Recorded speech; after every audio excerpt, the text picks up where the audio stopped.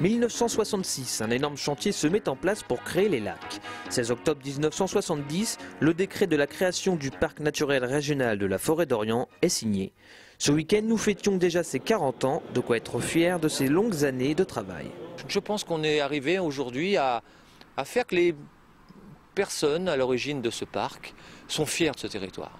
Franchement, on a un territoire qui a été impacté avec la création de ces grands lacs il y a 40 ans, et bien aujourd'hui, cette peur naturelle que pouvaient avoir les habitants du territoire, et bien s'est estompée au profit d'une appropriation de la population qui aujourd'hui est fière de montrer ce territoire, est fière de vivre sur ce territoire. Et d'ailleurs, ce territoire se développe en termes de population, en termes d'activité économique, puisque je rappelle qu'il compte pas loin de 700 entreprises. Voilà, donc c'est ça la fierté, c'est faire en sorte que les gens sont fiers de vivre sur un territoire comme celui-ci.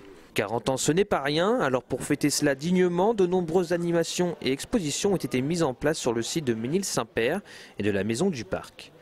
Loisirs, art ou développement durable, il y en a pour tous les goûts, même pour les plus petits. L'activité Récupart est une activité nature dans le sens où il y a une sensibilisation au recyclage.